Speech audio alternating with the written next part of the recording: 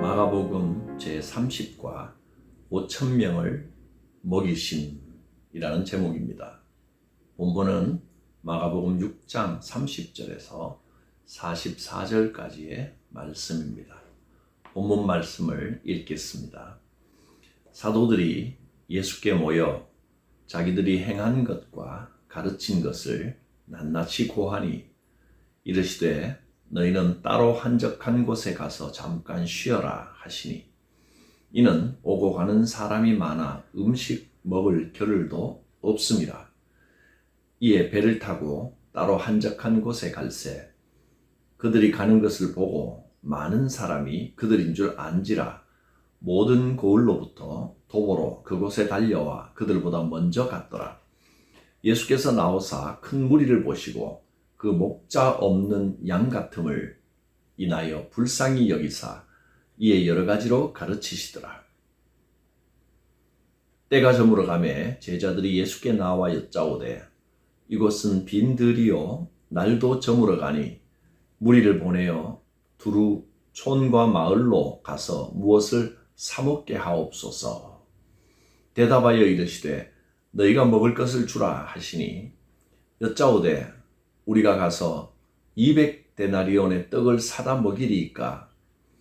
이르시되 너희에게 떡 몇 개나 있는지 가서 보라 하시니 알아보고 이르되 떡 5개와 물고기 2마리가 있더이다 하거늘 제자들에게 명하사 그 모든 사람으로 때를 지어 푸른 잔디 위에 앉게 하시니 때로 100명씩 또는 50명씩 앉은지라. 예수께서 떡 5개와 물고기 2마리를 가지사 하늘을 우러러 축사하시고 떡을 떼어 제자들에게 주어 사람들에게 나누어 주게 하시고 또 물고기 2마리도 모든 사람에게 나누심에 다 배불리 먹고 남은 떡 조각과 물고기를 12바구니에 차게 거두었으며 떡을 먹은 자는 5,000명이었더라. 이 오병이어라고 불리는 기적의 사건은 사복음서 가운데 유일하게 4복음서에 다 기록된 사건입니다. 이 사건은 오늘날 우리 현대인들에게도 우리가 무엇을 먹고 무엇을 마실까 하는 이 고민에 대하여 큰 가르침을 주십니다. 앞서 제자들은 예수님의 명령대로 둘씩 짝지어서 마을로 들어가서 사역을 했습니다. 제자들은 귀신을 쫓아내고 많은 병자들을 고쳤습니다. 그리고 예수님께 돌아와서 그들이 경험했던 일들을 낱낱이 보고를 했습니다. 이 복음 사역에 얼마나 바빴는지 식사할 겨를도 없었다고 했습니다. 31절에 이르시되 너희는 따로 한적한 곳에 가서 잠깐 쉬어라 하시니 이는 오고 가는 사람이 많아 음식 먹을 겨를도 없음이라. 예수님께서는 사역에 지친 제자들을 위로하기 위하여 조용한 시간을 보내기로 하시고 배를 타고 따로 한적한 곳으로 찾아가셨습니다. 교재 60페이지에 30절부터 32절까지 이르시되 너희는 따로 한적한 곳에 가서 잠시 쉬어라 하는 부분을 보겠습니다. 제자들은 전도를 마치고 예수님께 모여 보고합니다. 그 후에 예수께서는 제자들에게 잠시 쉴 것을 말씀하셨습니다. 예수님께서는 제자들에게 휴식이 필요하다는 것을 아셨습니다. 제자들에게 휴식이 필요한 이유는 오고 가는 사람이 너무 많아서 음식 먹을 겨를도 없었다는 기록에서 알 수 있습니다. 예수님께서는 우리 인간의 연약함과 한계를 잘 알고 계십니다. 예수님과 제자들이 가는 곳에는 언제든지 수많은 사람들이 따라다녔습니다. 33절에 그들이 가는 것을 보고 많은 사람이 그들인 줄 안지라 모든 고을로부터 도보로 그곳에 달려와 그들보다 먼저 갔더라. 예수님과 제자들이 좀 쉬려고 간 그곳에도 이미 많은 사람들이 미리 알고 빈들에 나와서 기다리고 있었습니다. 주님은 이 무리들을 보시고 불쌍한 마음이 드셨습니다. 그래서 쉬려고 했던 애초의 계획을 바꾸어서 쉬려는 계획을 포기하시고 다시 가르침을 주시고 또 오병이어의 이 놀라운 기적을 통해서 그 많은 사람들을 먹이셨습니다. 33절에서 37절까지 너희가 먹을 것을 주라 하셨다는 부분입니다. 예수님께서는 큰 무리가 마치 목자 없는 양 같은 생각이 들어서 불쌍히 여기시면서 많은 것을 가르쳐 주셨습니다. 예수님께서 가르치신 구체적인 내용들이 본문에 기록되지는 않았지만 많은 가르침을 주셨습니다. 예수님의 가르침에 한참 심취되어서 기쁘게 말씀을 들었는데 시간이 너무 많이 지나서 모든 사람이 배가 고프고 굶주린 시간이 되었습니다. 예수님께서는 제자들에게 너희가 먹을 것을 주라 하셨습니다. 그러나 제자들은 가진 것이 없었습니다. 그래서 예수님께 이렇게 말씀드립니다. 37절에 여짜오되 우리가 가서 200데나리온의 떡을 사다 먹이리까. 이 배고픈 수많은 무리들이 굶주리고 있는데 예수님이 너희가 먹을 것을 주라 하셨습니다. 어떻게 해야겠습니까? 이 무리들을 다 먹이려면 막대한 금액이 필요합니다. 그런데 사실 가진 것이 없습니다. 오늘날의 교회도 마찬가지입니다. 교회가 어떻게 이 줄인 무리들, 수많은 이웃들을 도울 수 있겠습니까?